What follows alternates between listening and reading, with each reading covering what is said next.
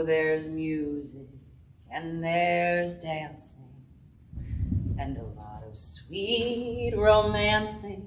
When they play the polka, they all get in a swing.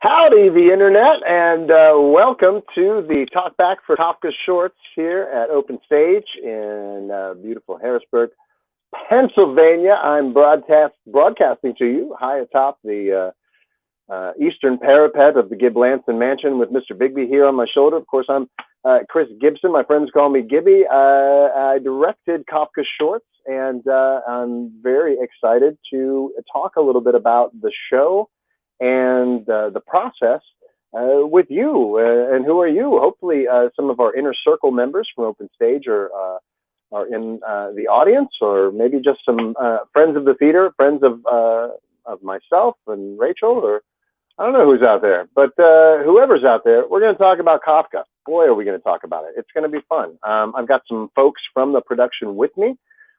We've got Matthew Golden and Nick and Stacey Werner are here. Rachel Landon is producing the show as per usual, and anybody is welcome to join in the comments if you've got a question for me or for one of the actors. Please don't be shy. Drop those in there. Hey, Chris Ellis. I see Chris Ellis is in the chat room. I'm doing this on my phone for the first time, which is a wonderfully new experience for me. And I rarely get a chance to have my cat on my shoulder when I address the internet. So it's nice. Mr. Biggs, he's not into it. So obviously Chris Ellis is in the chat room too, if you got a question for him. First off, I'll talk a little bit about the show itself. This show came to my attention about 15 years ago, back in when I was living in Orlando. The Orlando Shakespeare Theater at the time had a festival called the Playworks, I think it was, New Playfest. And my good buddy David Carl Lee, who is the one who curated these works, he put these pieces together, and we did a staged reading of it at Playfest, and it was a big success, and we had a great cast of folks performing it there. And David and I have been really in love with this little project for a long time, and have talked for years about bringing it to the stage. And it was my intention at some point to bring this to Open Stage. But the circumstances around season 35, obviously with the pandemic, we were sort of challenged with the idea of putting our entire season online. And also not being able to afford to pay for royalties, we were looking towards public domain works and original pieces. And so Kafka seemed to be the right price, certainly, and also kind of an oddly appropriate fit for this dystopian present that we find ourselves in. Kafka lived in a world of sort of paranoia and fear, and maybe not so much repression as sort of never a realization of his art and talent. And this just seemed like the right project for the end of 2020 and the beginning of 2021, which has proved to be equally as surreal. So it seemed like an appropriate piece for the time. And of course, Kafka's work is absolutely fascinating. I think it puts a lot of people off because the weirdness of it, but it's actually very accessible to read. And I think that this show is certainly weird, but very accessible for somebody who's new to Kafka. So if you're out there and you haven't watched it yet because you're intimidated by the material, don't be. The material is a lot of fun. It's a little weird, but it's a good weird. Dan McGregor asks, how has this new format of recording and streaming changed theater for better or worse? Well, that's a great question. I think what I'll do is I will address that, and then we'll bring in the folks that are in the show with us, Matt Golden and the Werners, to address that as well. But in my opinion, how recording and streaming theater is certainly something that in the before times would not have been worth it to me. I think it would have been sort of taking the wonder and the beauty of what is live theater and sort of diluting it for no good reason, putting it on, theater is notoriously difficult to film, or at least difficult to capture the energy that's in the room of a live theatrical experience. And so it just wouldn't, the technical hurdles and the limitations that come through streaming live wouldn't have been appealing. However, when it's your only option, and the only way that you can produce a season is to do something like this, it sort of forced us to embrace the technological challenges and see if we couldn't make something beautiful within the limitations provided to us. And I think that, ultimately, I think that this show and all the shows that we've done this season, very, very proud of them. I still think our art as theatricians is putting shows in a live space and having that affect people in that room. And I think that that is still probably preferable to this new format. But what I will say, that a positive thing about this new format is that it does allow us to play with some of the toys that filmmakers get to use. And it does allow us to have a product that is not quite as ephemeral as a traditional piece of theater. The example that I will use is Fun Home. Those of you in Harrisburg who remember a couple of years ago, we did Fun Home here at Open Stage, and everybody who saw it remembers it as a wonderful piece of theater. And that's all we'll ever do, is be able to remember it and talk about it. With the season that we've done this year, we will have a concrete record of the work that we did within this time. And there's something satisfying about that, even though it's looking at our own work in this new milieu. It's very easy to be self-critical. It's very easy to be sort of hard on ourselves for not being filmmakers, but trying to make some sort of hybrid. But self-judgment aside, it's very satisfying for me as a director and a producer to actually have something physical that I can show people and say, this is a record of the work that we did during the pandemic. So, I also think that the potential of it reaching a broader audience is a real positive thing. So that's my answer to Dan's great question. I'm going to bring Matt Golden on. And Matt Golden was one of the actors in the show. Matt Golden, I jokingly refer to as America's former sweetheart. But I think America still likes Matt Golden just fine. So Matt Golden did a great job in the show. Matt, can we get Matt up on the screen? Hi. Hey, how's that for an intro, Matt? That's just like, it's getting there.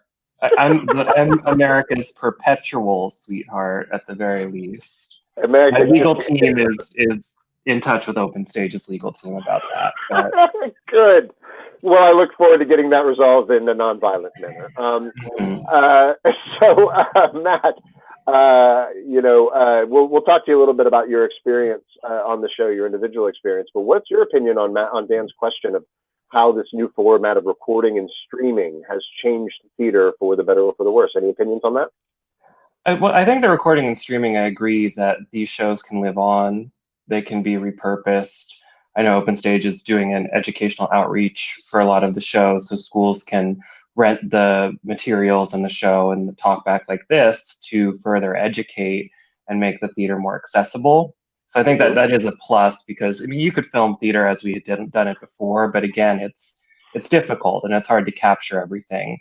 This sort of theater film hybrid is what we're living in now, and for the better, it does make it a little more accessible for people to see. The biggest negative for me is the lack of an audience, a lack of a connection to an audience, to talk with someone that was sitting in the audience after the show about what they noted, what they really liked, what maybe they didn't like. You don't get that kind of one-on-one feedback. Filming, well, not to mention the feedback that an actor experiences on stage. The very visceral feedback that an audience provides to the experience. I think that that's one thing that people who are, maybe not as common theater goers tend to miss out on is there's literally nothing like being, except maybe church, I guess, for some people, but being in a room You know what I mean? Where there's so much energy focused on what's going on stage, and that energy is in a very real sort of feedback loop between the performers and the audience. And there's something very special about being in that moment that this new format, unfortunately, will never be able to even come close to. So I think it's a really, really good point. And although I have to say, I have heard from so for example, when Open Stage did Angels in America, that the massive 8-hour multi-day live performance over Zoom, I actually had a lot of feedback from patrons who said, this is kind of great because I can hear everything.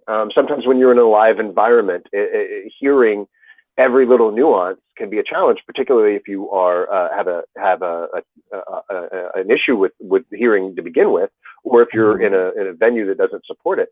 It can be challenging. So there are benefits to having microphones and having cameras and close-ups and that sort of thing. But I think it is important to look at both the good and the bad. Talk to me a little bit about your experience acting in this show. How was it for you? I would say, outside of it just being a Kafka piece, which is weird inherently, it was my weirdest theater experience because we couldn't rehearse like a cast normally would. We had a read through and a working rehearsal, and we talked about the work at that. But from that point on, because the staff at Open Stage is taxed with several projects at a time, it was just Chris and I were running our scenes and talking about our scenes. We're like, well, I think this is how we want to go with this scene, and this is what our intents would be in that. So it taught me a lot to, I guess, rely on myself and my scene partner more than I had before, because we aren't doing the night working rehearsals with the director in the same way. And even on Zoom, I've done a couple Zooms where we've had working rehearsals for a few weeks, but it's just not the same experience. So this was my first full filmed. It was also weird in that it was everything was filmed in segments. So it was very much like you're filming a TV show. You would prompt us our line, and then we'd do our little scene, cut, do a second take, move on. So it was kind of like, I think I did good in that. Gibby seems satisfied. I'm gonna No, you did great. And I should point out for anybody who doesn't understand the process that we went through. As we were shooting this socially distant, we went to individual actors who could come in where the staff would be masked up and the room would be sanitized, and then we went to couples that were in the same disease cluster, as we're calling them. And so in terms of couples, you and Chris Ellis, and then Nick and Stacey Werner, who are also here with us today, and me and Rachel, we were able to work a little bit in closer quarters than with the individual actors. And so I remember being particularly thrilled because you guys had so much content to get through, and we tried to do it in such a quick amount of time that you guys came in so prepared. You had done your work as actors. Your lines were memorized and internalized, and you had choices ready to go. You weren't waiting for somebody to tell you how to interpret it. Although you both were willing and open to direction, and so it was kind of a dream come true, because we churned through that material that you guys did. We worked very quick. I would say 80% of those were done on the first take. Wouldn't you agree? Oh yeah, it was rapid fire, and if not for set changes and stuff, I think we would have just plowed through all of it in one session. It was remarkable how quickly we were able to get through all the material. I do have to say my favorite part was playing the horse with no lines. Oh, it's just me. Sorry. I think that he had a little bit of a technical difficulty. He'll be back on in just a second. But yeah, you were talking about the horse with no lines. I also have a horse. Yes. The scene where you see Chris Ellis going up and down on the wacky wobbler, the people making that happen were Rachel Landon and I. So it would have been my favorite moment in all the parts. Hey, Gib, welcome back. Hey, sorry, I tried to use the chat function on my phone and then I couldn't get back because I don't know technology. Hey, let's bring the Werners on and see what the Werners have to say about Dan's question, because I think it was a good one. Mm-hmm. Hi. It's the Werners, exciting and new. How are you guys? We're great. We're here. We're excited to talk about this amazing show that I hope everyone out there was watching. And if you have any more questions, ask us. Yeah. Yeah, please do. And what do you think of Dan's question of how this new format has changed theater for the better or for the worse? I mean, I wouldn't necessarily use the words better or worse. I would definitely use different, just because, I mean, this is like a platform that not many of us have worked in before. I think most of us are very much live theater people, you know, and not to rag on like Phil. I honestly, like, you had mentioned before about how like it may be a good thing that we have these documented pieces, and then I look back, I can barely watch them. Like, because I know it's weird, right? Watch live theater, you don't have to be a critic for yourself, but because other people will do it for you. And I'm my own worst critic constantly. So looking back and watching things sometimes is a little harder for me. And I think that also comes with like the idea that when you're rehearsing a live show specifically, you have so much time with the piece before an audience even sees it, that you know it up and down, front and backwards, and you already know what to expect of the show. And since we didn't have the luxury of having that much time seeing, and also that we weren't able to rehearse with everyone else in person, seeing the final product was really a great surprise, obviously, but definitely a surprise. It's not something that, you know, I had expected, which is kind of cool, but also, yeah, I'm a live theater person. So yeah. I think also Aiden said it in My Talented Friends Live when we filmed last week, about how cool it is to share the stage with some people that we haven't shared the stage with before. Like Matt and I haven't done anything together, and we technically have done something together now, you know, and things like that. So I think that was really cool, and the way, obviously, that you cut it all together, it was really seamless, and it really did seem like we were all in there and reacting to each other. And like, I don't think a lot of people know this, but Gibby, for the most part, was on the other side of those cameras, so we were a lot of the time delivering those lines to Gibby, which was cool. But I think his directing kind of really helped with that too. So. Yeah. Well, thank you, love. Nick, how from a composer's point of view, I'm interested what you think of the difference of the formats or the whatever. My perspective is so entirely different. And well, as an actor in this production as well, thanks, Wayne. As an actor in this production as well, I hear everything that you guys are saying. And my biggest thing is the lack of an audience. And as an actor, of course, that's a big thing. Even as a musician, that's a big thing. But on the other side, as a musician, I play gigs where it feels like I'm playing to myself, where, yeah, maybe there's an audience or it's a small. Maybe I'm playing a cocktail gig where I'm supposed to be in the background. So I'm so used to that sort of thing. But then when it comes to like that sort of atmosphere of performing, I'm comfortable with that. And then as a musician, when it comes to like the idea of having it in like an MP3 form, having it on the internet that anyone can see at any time, it's always preserved there in in the state that we needed it to be, that the director put it in. That's sort of typical for a musician anyway. You know what I mean? If we create an album, it's there, it's the way we wanted it. It's not like an ephemeral theater thing that's lost in the ether now. So that's not unusual for me. And honestly, it's a breath of fresh air doing theater that normally it is ephemeral. And normally I play a show and like, I know I made 3 mistakes, but I can't go back and listen to what those mistakes were to fix them. You know what I mean? I just have to trust my intuition. Next time I'll get it better. This sort of different in that now it's there, and it's kind of like I did write an album. It's kind of like I did, and sort of, then that's what I've been doing on YouTube. I've been putting MP3s of nicknames. I've been putting. I won't comment.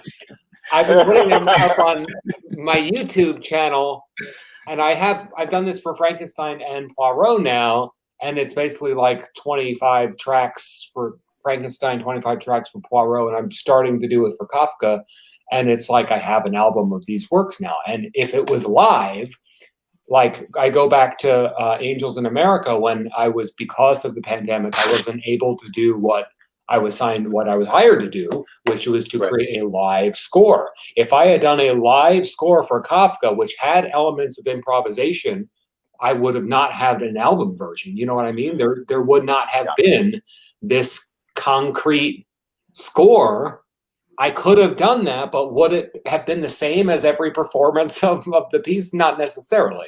So the one good thing about these films, and I look at it as a film when I'm writing the music, I have to sort of look at it as a film score, that it's not ephemeral and it's always just there the way I intended it. So that's kind of a plus side, I guess, but that's my unique perspective on this. I think it's also interesting too to comment about, especially Open Stages season this year, how much collaboration has happened with local artistry, which we could have absolutely done to a live audience, but like all of the shows being adapted are written by people locally, the music is being written locally, and all the actors are local. And I just think that that's so special, and we're so lucky to have such an amazing community to be able to do this online. Like there are a lot of, like Wayne said, there are a lot of people struggling out there trying to do these Zoom readings and stuff. And while I like to support them as much as I can, it's true. It's just, it's really hard to, to really get into the work, to get into a performance like that. And I just think that Open Stages, we're really exhausting all elements to see what fits best. And I think that, it's really just like a problem solving together and just trying to see what works for everyone. And I agree. Mm-hmm. Yeah, it's trial and error. We're basically a year into this now, and the growth. I mean, Angels was really the first theater production locally that opened post-COVID to kind of, and that you guys were figuring it all out then, and now here we are 10 months later, and we've evolved to the point of filming in pods and editing people in so that it appears they're together. So I think it's just an evolving process during this time. It is indeed, and I think that I think to further on sort of the positive of what this has forced us to do, it's forced us to think outside of our comfort zone. It's forced us to jump at creativity, jump into creativity rather than sort of, we plan our seasons well in advance. We plan our shows, our production meetings. Everybody knows, you've been to one of my production meetings. They're every week for weeks and weeks and weeks and weeks before the show opens, and they're sometimes very heated because we take it very seriously, and the time and the prep that goes into these live stage productions is so much more than any of what these recorded pieces, which is sort of ironic too. You know what I mean? We just jumped into these. And there's something that can be said about the benefit of just jumping in head first and knitting the parachute after you've jumped out of the plane. There's something to be said that it almost emboldens you a little bit to say, hey, what else could we do? And on the other side of this, which we will get to the other side of this at some point, at that point when the audience is able to come back into our space, we as an organization and we as a community have proven to ourselves that we can do more than what we used to do, and that that I think that our work holds up to an audience that is maybe bigger than the audience that we necessarily would have been performing to before. You know what I mean? And I'm very excited that through this process, we've ended up with these TV shows, My Talented Friends Live and The Obstructed View. We've ended up with these new ways to communicate with our audience and new ways to reach out to a bigger audience using this technology. And a lot of what we learned on those shows came through doing these stage productions. And so I think that there's a lot of benefit that's going to come to Open Stage for making the investment and making the sort of taking the leap. Because I know that a lot of people in the industry are looking sometimes down on these recorded plays, and that it's not theater and it's not what we do, and it isn't. I mean, it's just not. No. But, can I point out a negative part of that whole thing is that, like, when you do a live show, the audience it's like immediately expected that there's an audience. You know what I mean? It's we are opening on a Friday for 3 days, and we have next week as well. There are these regimented times for the audience to be expected to be there. When it's up on YouTube, there's no expectation of someone viewing. And so it's not as immediate. And people who people who are used to that nighttime go out and do this, it fits well into that. But it's like you're at home, you have a million other things you could be doing. It's harder to pull yourself to the TV to join a stream that is at a time. You know what I mean? It's like there's no immediacy there. So I feel like it's harder for the audience to even get motivated to come see it. So I don't know if there's something we can do to help that. Or I don't know if it's like a marketing thing to make it like more immediate, but like. Well, I'm sure Rachel Landon can speak to the joys of trying to compete in a market that includes Netflix and YouTube. Absolutely. It's nightmarish. You know what I mean? I feel like we've gotten a lot of really great feedback from especially our audiences and our biggest fans, one of which is in the chat tonight. Hi, Rita. Hi, Rita. Hi, Rita. But I feel like, and this may just be me being a sourpuss about it, but like I do hear a lot of like the critics in the audience, or hearing people secondhand saying things about all this online content that theaters are trying to create right now. And I don't know what you'd have us do. You know what I mean? This is not coming out of desperation, this kind of creation of theater. It's definitely coming out of necessity and us wanting I think it's just as selfish as it is selfless. I want to be creating theater right now, but I also want to be entertaining people. And so you have that, that catch-22 about the creative process. And I feel like if people just, took a breath and just took it for what it is. I mean, this piece particularly is a bit more serious, but know that, we too are creating this with a big old grain of salt, because we would much rather be on stage doing this for the audiences, but we can't. And so, be patient.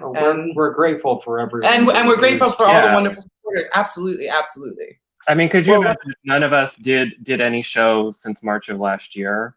Yeah. What we would all be like? Like, I know I wouldn't be in a good place because I hadn't done any kind of creative outlet. And honestly, had to do something.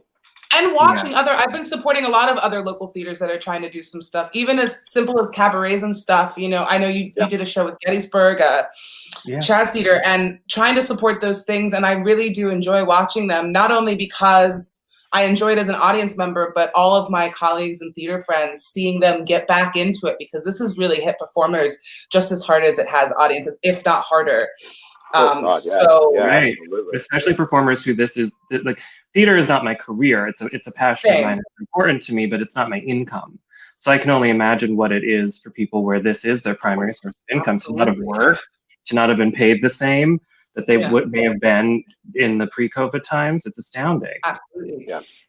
I do want to touch on what Rita brought up in her question, because I think to me it ties in.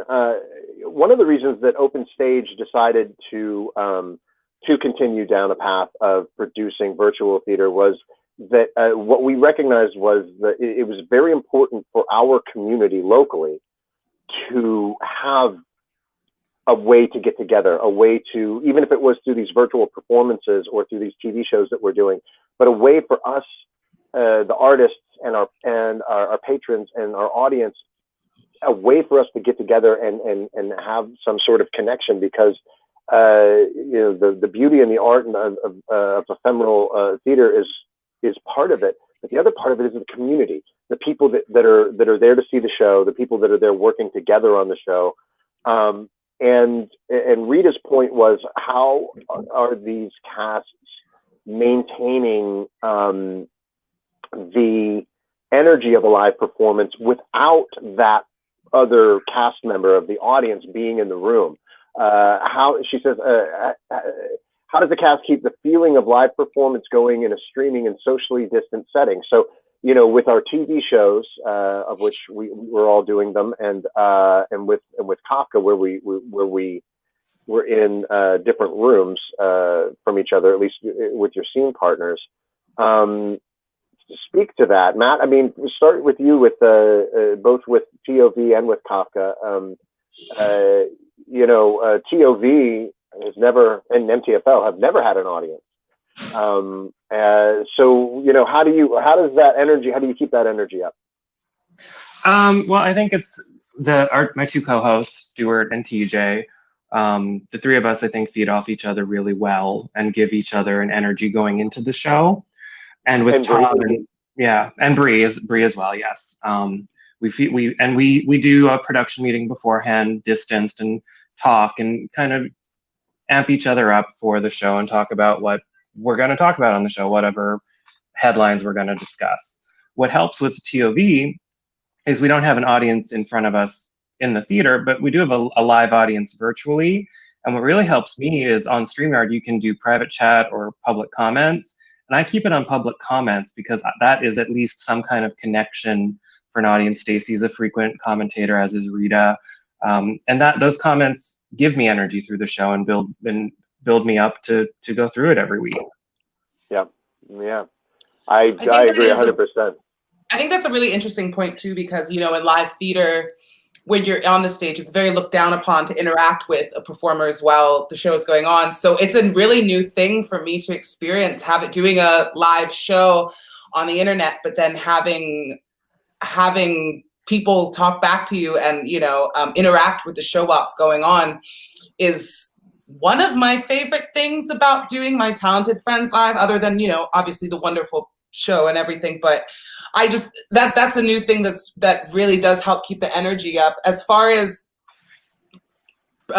creating the shows, what was Rita's question about how do you keep the whatever it was? Yeah, without the audience feeding back that energy, I mean, filming the actual shows is a bit different, but I think it's just we're all veterans, It's called acting for a reason, Like I think it's just you gotta fake it till you make it, and I feel like that's a really important part of it. You have to up your energy so the people watching it feel it. So, and go ahead, Nick. Go ahead. Sorry. Okay, how do we get? What's the literal version, the live version? If we ever bring MTFL live, what is the version of a chat room? Is it like the two guys in the Muppet Show in the balcony? That's like what we have gallery? I would love that. Is it just audience members shouting out through the whole show? Like, sorry. Well, I can tell you right off the bat, when we will have a live audience for MTFL in the coming months, as the pandemic is handled by adults, we're going to get to a point where we can get back into a room together again. And when that happens, we're going to maintain. People could just yell out. First off, I love that. I love an audience that has been given the permission to vocalize. Yeah. But I think that we're still going to have a chat room. I think Chad's still going to be, working the chat room, and that we're going to have that extra element of being able to communicate with a wider audience, in addition to being able to communicate with the people who are in the room with us. And I'm very excited to see how that manifests. I think that's going to be a lot of fun. That's the best part about this whole thing, isn't it? That now we have this technology, we have the skills to keep doing this now. Indeed. Aiden, that's what I was just going to. I had a feeling that Aiden was there. I sensed his presence. I tried to look in the chat room, but let's bring Aiden on stage or on the screen. Aiden Roth. My very ethereal presence. You can just feel me in the universe.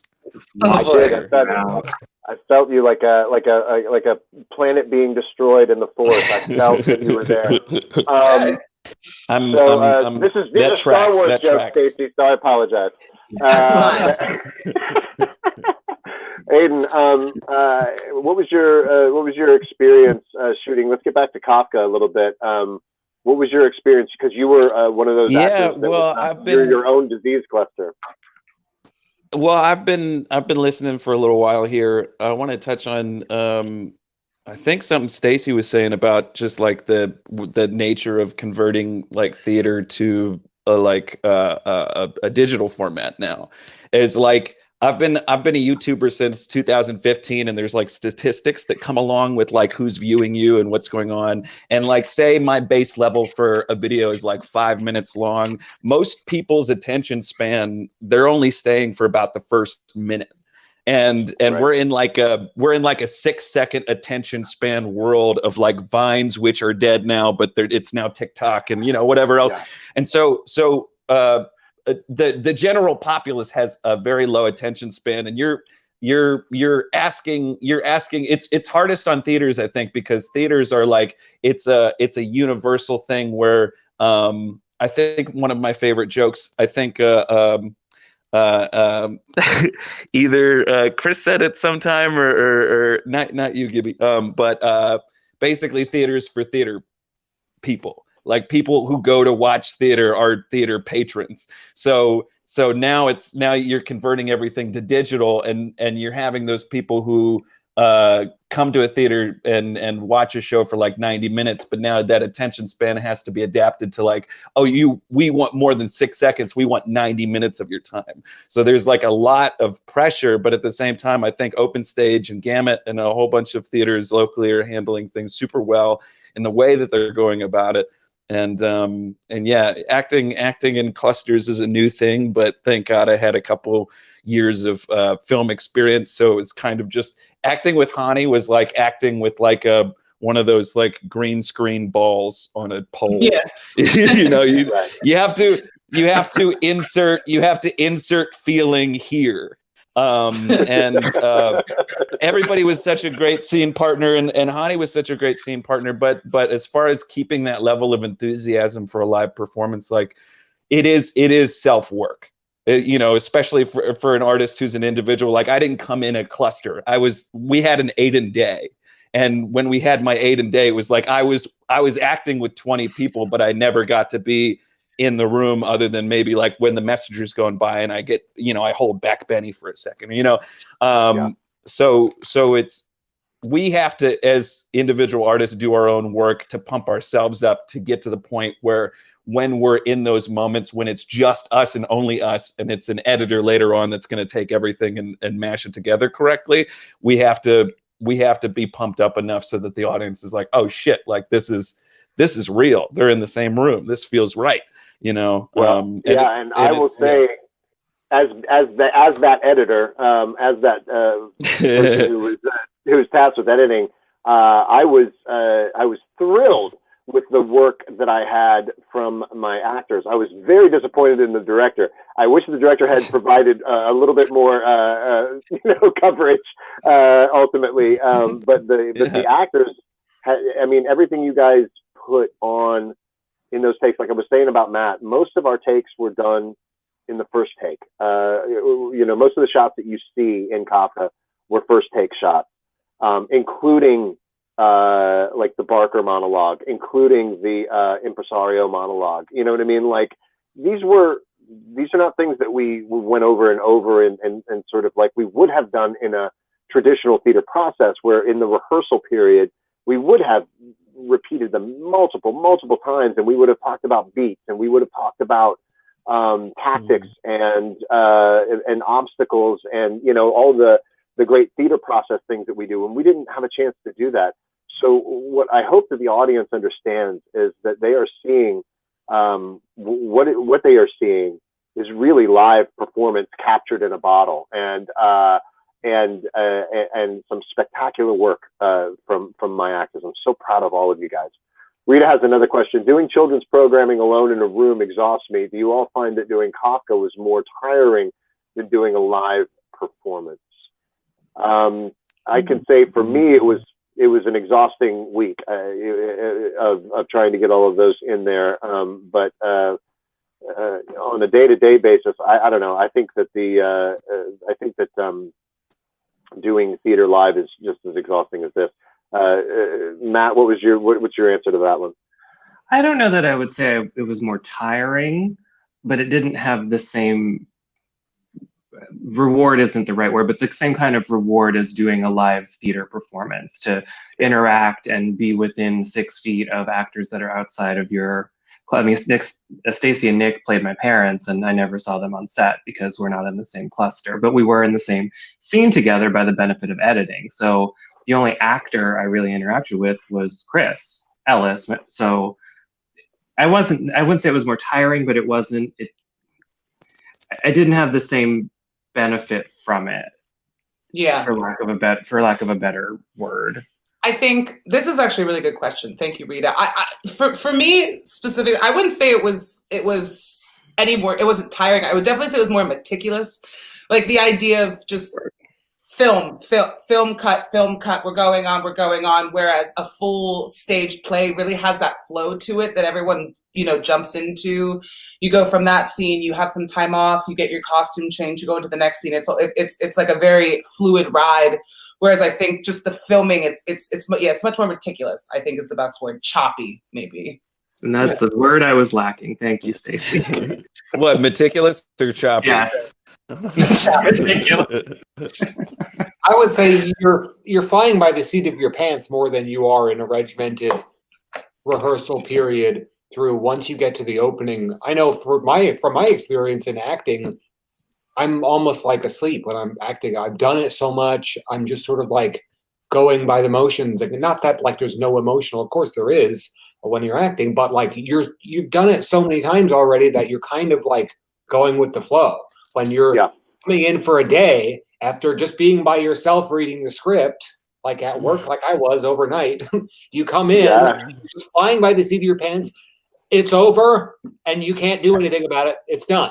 Like it's so but does it exhaust me? I don't know. I feel like a longer rehearsal process is easier, but it's longer. So I think it's equal.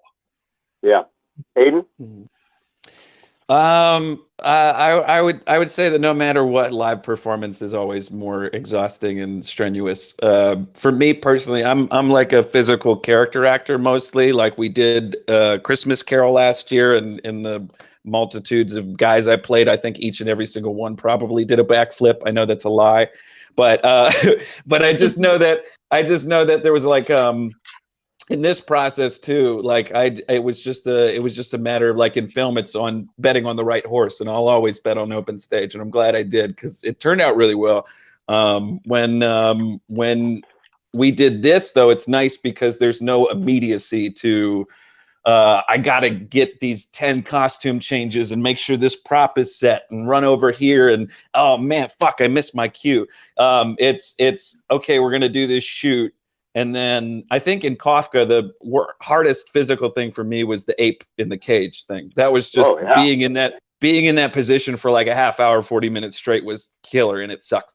But other than that, I just go to a dressing room afterwards, and I get in the new thing, and then we go do the next. And I think the only touchstone of like knowledge that I had going into like how I was going to interact with all the other scene partners was that singular rehearsal we had over, like, while I was on the phone, but you guys had it on Zoom.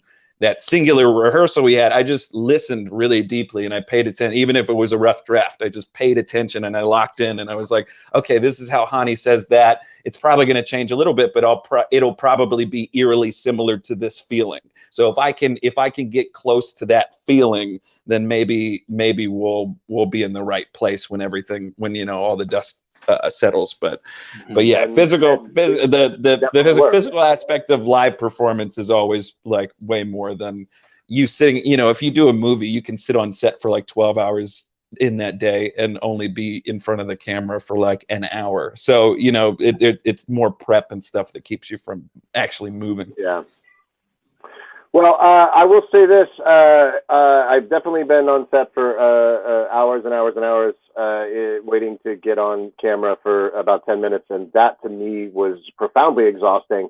Whereas every time I have been in a live show, even if it is a physically strenuous show, there's, you show up, you get your prep done. There's barely seems enough time to get ready for the show. And then you do the show, and then you're done. And you leave with this feeling of exhilaration, hopefully. You know what I mean? That as much as I love film and I love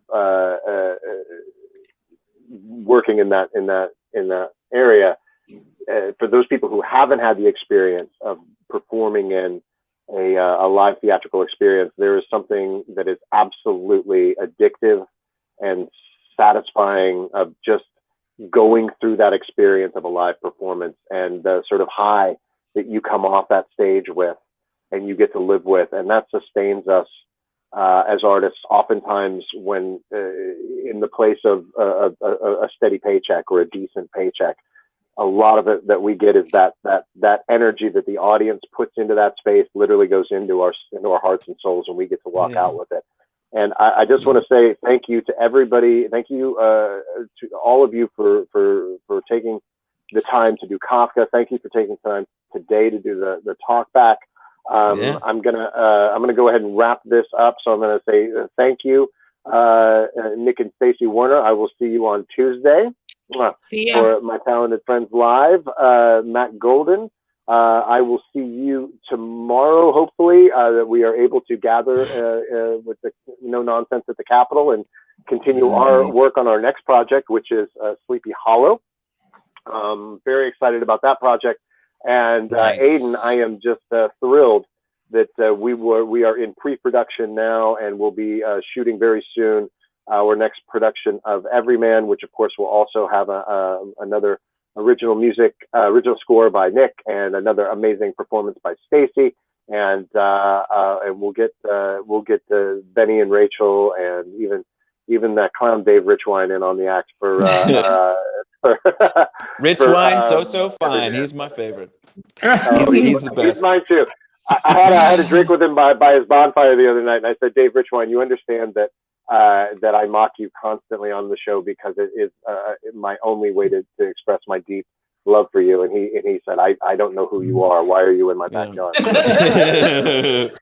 So, he's a brilliant man. I don't think I've worked with many an improviser in my lifetime, and I don't think I've ever touched into the lifeblood that is Dave Richwine in any other improv scenario. He's just so brilliant. He's a wonderful man, and you're all wonderful people. And Rachel Landon, thank you for producing this show. Inner Circle members, thank you for tuning in. Those of you who aren't part of our Inner Circle, please consider joining it. Our Inner Circle are a group of monthly contributors whose contributions allow us to provide this entire on a This is all new. This is new. We didn't plan this. Okay. We didn't plan this movement. Get Aiden off the screen and get Matt off the screen. I'm trying to talk. I'm trying to do some business. You guys are great, but I got to do some business. I'm very serious about my Inner Circle members. Thank you for supporting us, and thank you for everything that you do. We look forward to seeing you back in the space. Thank you so much, and have a great day.